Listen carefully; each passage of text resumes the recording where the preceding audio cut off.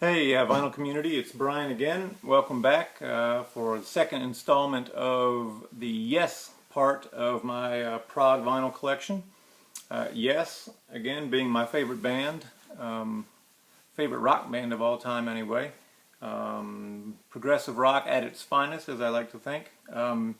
So we're splitting Yes into two parts. They have a lot of studio albums, a lot of live releases, a lot of vinyl to collect. So in the last video, we went from the first Yes album from 1969 all the way through, what did we go through? Yesterday's, the live set from about 1975 time frame. So moving right along, 1976, the band had, Rick Wakeman had left, one of the many times that he's left and stomped off from the guys, and they brought in a young keyboard player named Patrick Moraz, who was in a band called Main Horse, and in one of my previous videos we saw the Main Horse album. He joined them and produced an amazing album, one of Yes's classics called Relayer. And not only is the music incredible, but the artwork, you know, Roger Dean just at the peak of his creativity here. Producing an amazing album cover.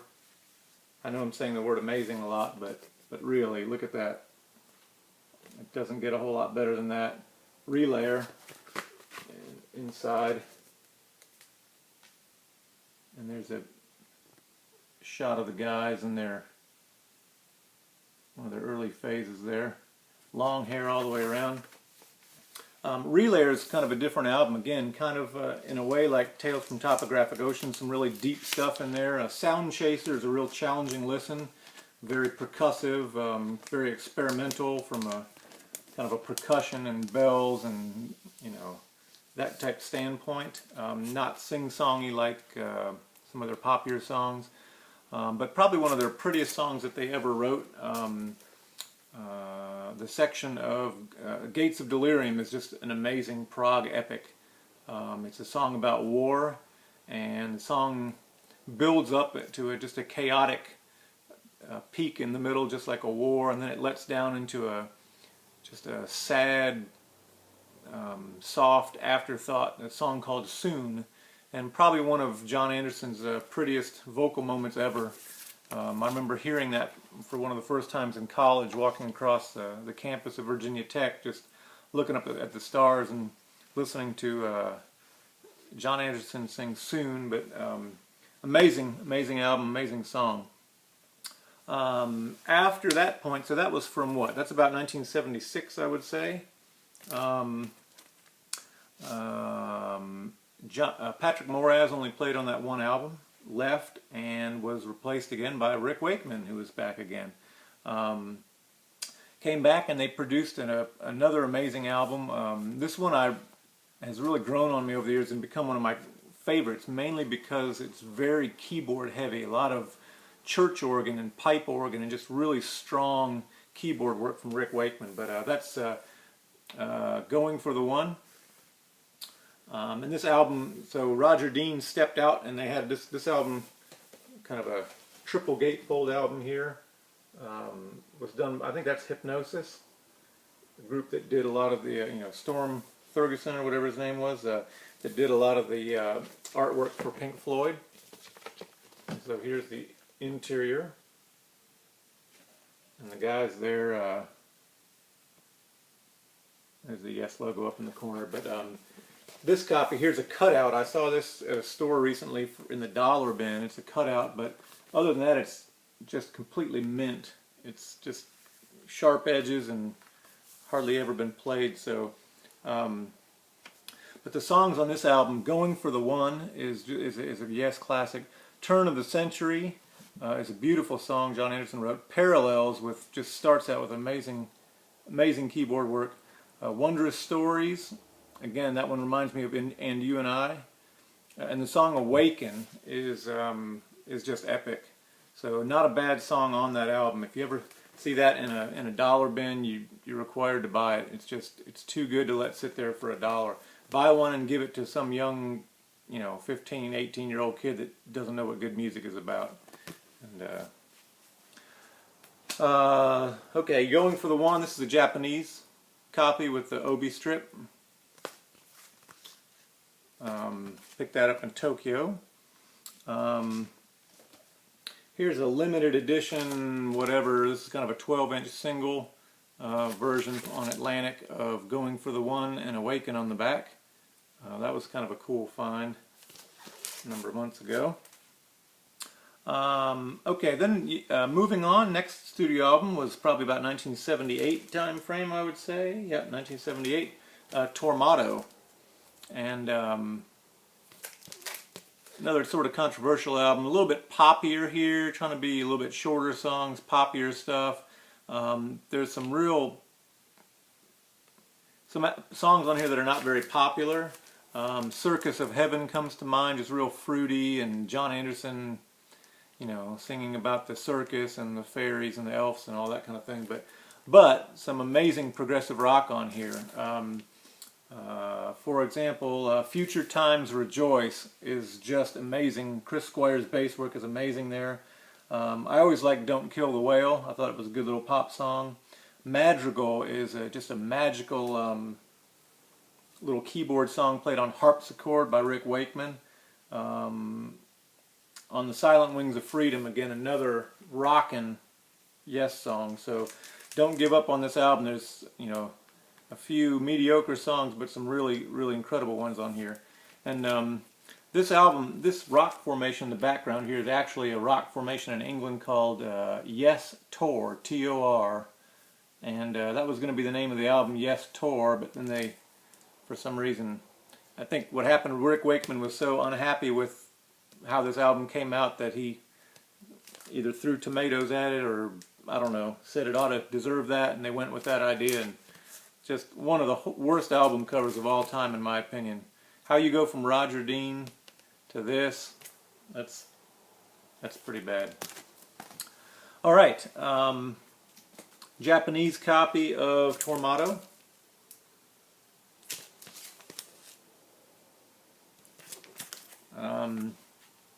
Okay, time for another live album. You know, if you don't quite know what you're doing in the studio, then you can always put out another live album. So this is from maybe 1979. This is Yes Shows, and this one deserves a closer look. Again, great Roger Dean artwork here. Whoops, dropping it on the floor. I think I had heard that he wasn't really too satisfied with how this came out. He thought it was kind of dull, so he added the bird in the middle. I always kind of liked it. Very atmospheric in the background with the rocks and all. Reminds me a lot with the snow down there of the album cover he did for Badger. But some live photographs on the inside there. A lot from Going for the One, you know, Parallels, Going for the One, Time and a Word from the second album. The entire side 2 is the entirety of Gates of Delirium, which is amazing live.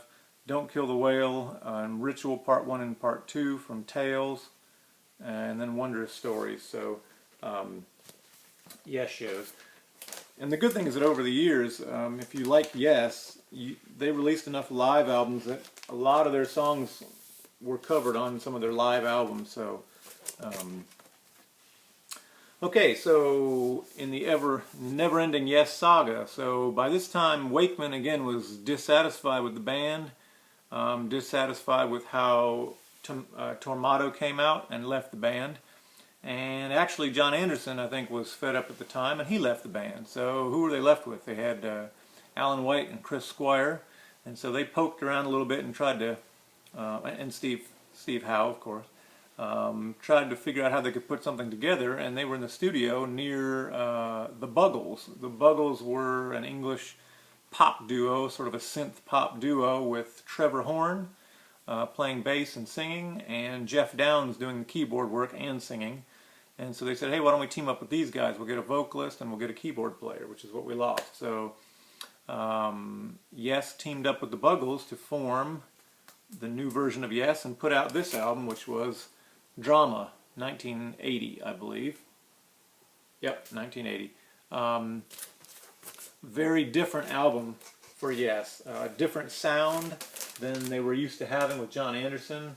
I love this album. I've always loved this album. I think the music on here is just amazing. I think Trevor Horn was an excellent songwriter. Different types of songs than John Anderson, but excellent songwriting nonetheless. So great Roger Dean cover. Love the dark clouds in the background with the bright coral. Kind of his Roger's black cat theme down here. But the songs on here, Machine Messiah, that they play live even to this day, Man in a White Car, or White Car, Does It Really Happen, Into the Lens, Run Through the Light, and Tempest Fugit. Kind of a harder edge on these songs. Nothing fruity like Circus of Heaven on here. This is just, you know, kind of a harder driving, rocky sound to it, but excellent album. Yes, Drama. I always liked the variations on the Yes logo that Roger would do. That chrome version is really sharp in my mind. Okay, after Drama tour did not go over well, especially in England. The English were not fond of Trevor Horn singing. He was trying to cover the old Yes material that John Anderson sang. John Anderson's voice is just so high, and no vocalist should be forced to attempt that. So he was actually booed on stage in England, and it was not good. So that formation split up fairly quickly. And to pass the time, they released another collection. This is called Classic Yes. Roger's still cranking out just amazing artwork. This one actually, the original copies came with a 45 single version of I've Seen All Good People, and on the other side Roundabout. So kind of a cool little collectible there. So if you see that in the store, look on the inside and see if it's got the 45. But Classic Yes, and here's the back. And that's just kind of a greatest hits type collection that they put out in 1981. So really a time of turmoil for the band. 1981, couldn't put anything together. Really kind of falling apart at that point. Anyway, along comes 1984, and Yes had kind of a rebirth. They got Tony Kaye had come back into the fold. The original keyboard player from the early first 3 albums came back into the picture, and they picked up Steve Howe had left at this point to go play with Asia, so they needed a guitar player, and they picked up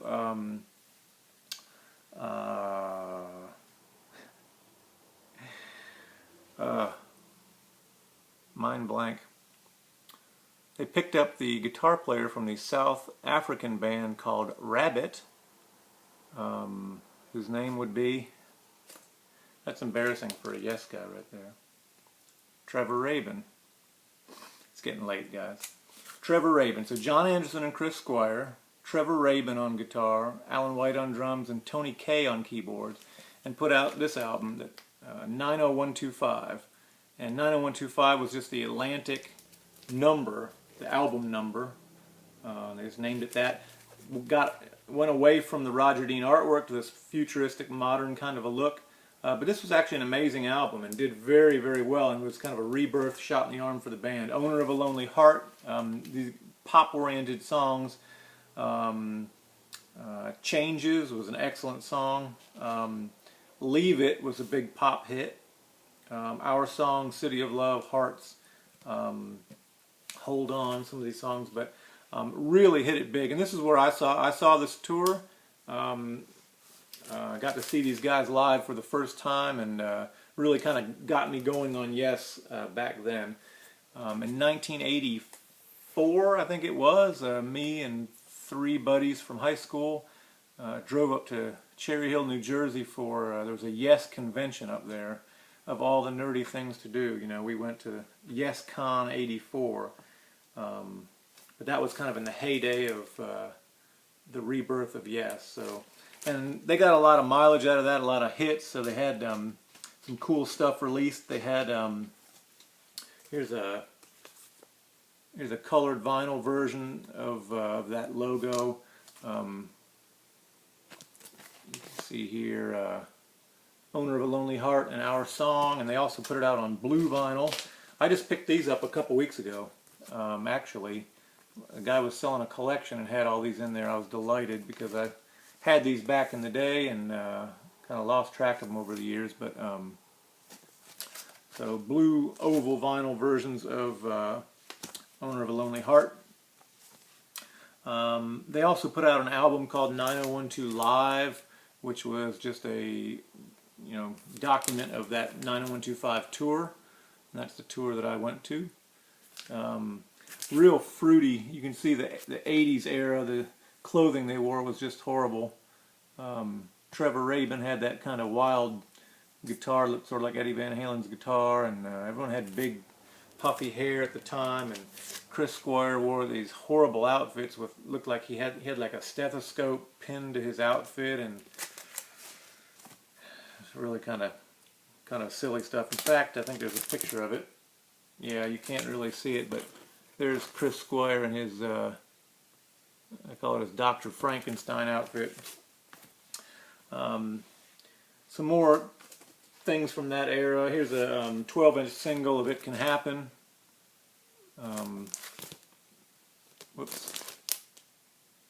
Atco 12-inch single. Here was this is kind of dance mixes were big at the time. So Yes got into the dance mix craze. Leave It, and this is, I remember playing this, had kind of a Trevor Horn from the Buggles had worked with Art of Noise. It had kind of an Art of Noise sound to it, kind of early drum machine type work. In fact, this was produced by Trevor Horn, so a lot of that Art of Noise influence on here, drum loops and things. Hello, Goodbye mix is what they call it. So on the strength of that album, they went forward in, I think 1987 or 86.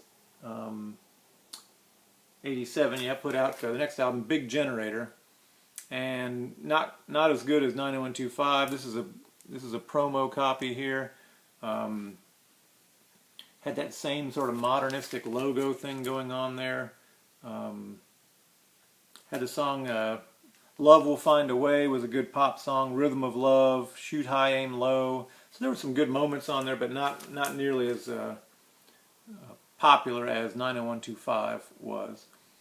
So this version of Yes, there are some people that just love this stuff, and now are referred to as Yes West. So the Tony Kaye, Trevor Rabin version of Yes versus the old school John Anderson, Rick Wakeman classic version of Yes. So you kind of had two Yes bands at this point, the guys that had made the early hits and the guys that had made the mid-80s pop hits. So how can we make more money? Well, let's get both groups together and make an album with like 15 ex-Yes members on it, and they did that, and they called it Union. This actually I don't think came out on vinyl in the States. This is I think this is a, am I thinking of something else? No, I think this is maybe a imported copy. But in any case, excellent Roger Dean artwork. Yes, Union. And this was maybe by this time 1991.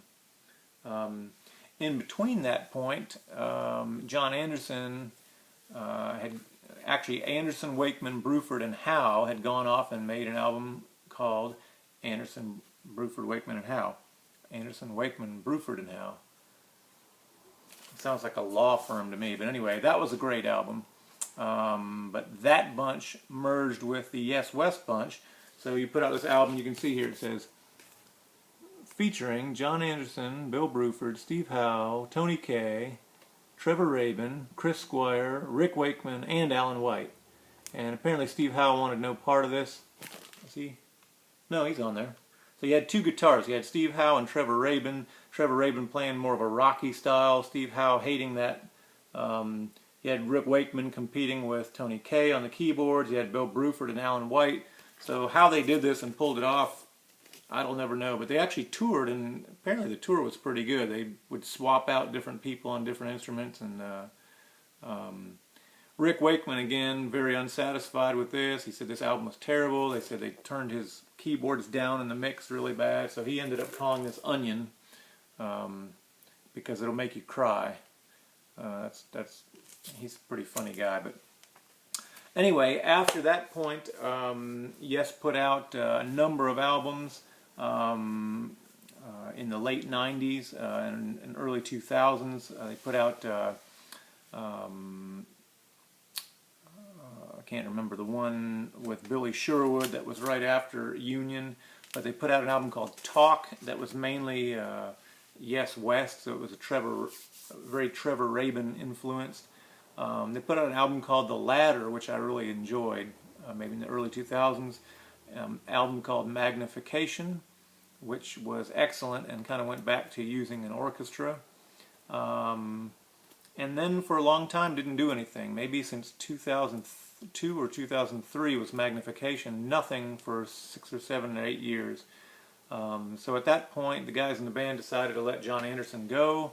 They said he had actually had some breathing troubles and an asthma attack, so they picked up a lead singer from a Yes tribute band and toured with him, and actually produced a studio album just last year. And the album kind of surprised everybody. Came out really good. It's the album is called Fly From Here. So I got the vinyl box set. Let me go ahead and the Roger Dean artwork is amazing, and the songs on there are actually very well done. They're the first side of the album is a remake of the song called Fly From Here, which was from the drama era, the Buggles era of Yes. They never did a full recording. They did it live back then, but they never recorded it. So they worked it up, and it came out very well. Love that album cover.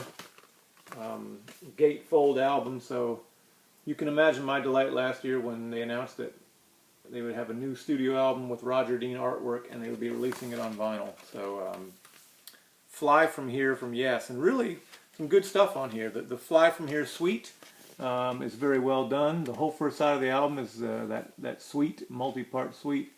And the second side, The Man You Always Wanted Me to Be, is kind of a Chris Squire song. Life on a Film Set, Hour of Need, Solitaire is a Steve Howe instrumental, and Into the Storm. So not on the level of their early classics, but a good solid effort, solid modern effort from the guys, without John Anderson, I might add. So the singer was a young guy named Benoit David, and he toured with them for a number of years, but recently trying to sing all those John Anderson parts has just, I guess, strained his voice, so he had to bow out, and now they have another guy join on lead vocals, ironically named John Davison. So it's like John Anderson and Benoit David sort of combined together. But in any case, the only other things I have from Yes are, I've got a couple box sets that I'll show real quick. This is actually not an LP, this is a 4 CD set. This is Yes Years. Yes Years, and that's from 1991. And then this is the box set for Fly From Here that came out last year. Very well done, very well packaged. It says Deluxe Collector's Edition box set, and it came with the vinyl LP. If I can get this thing open. Came with a t-shirt. Let me see if I can show you guys this. Sticker with that kind of a cool fish looking Yes logo. Came with a big fold out poster of Fly From Here. Came with a lithographed artwork version of the album cover. And came with a CD that I have since, there it is, came with a CD/DVD set, very well packaged, very well done. It had the documentary on there as well, and it all fits down into fits nicely into the case. just everything about that was well done from a packaging standpoint. So that's the box set. So that's pretty much everything that I've got by Yes on vinyl. And this video, boy, it's already 25 minutes into this video. So as long as we're going this long, let's keep going, right? Only one more album in my progressive rock collection, and I'll pull it out here for you. This is a reissue of a 1974 album from Japan, and the Japanese not really known for their progressive rock, but this is a group called, let's see if I pronounce it right, Yonin Bayashi, and the name of the album is Ishoku Sokuhatsu. Don't know what any of that means, but kind of an unforgettable album cover. But this is an amazing rock album. Some songs on here sound kind of hard rock and like, you know, Deep Purple with, you know, good hard rocking with a little bit of keyboard. And there's one song on here that literally sounds like a lost Emerson, Lake and Palmer song from their first album or from Tarkus. It's just amazing keyboard song. If you ever, you know, go ahead and look this up on Google. Here's the, you can look that up, Ishoku Sokuhatsu. Just listen to a few of the songs. It's kind of jaw-dropping that anyone in Japan came out with music of that level. So anyway, that concludes my tour through my progressive rock collection. I am going to make a couple more videos. I can think of two. I'm going to make a video. I have some progressive rock 45s.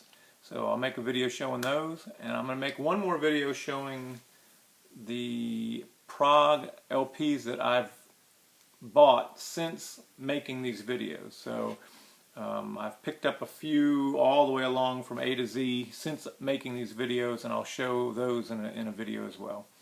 So thank you guys, enjoyed it. Long live Yes, see you guys.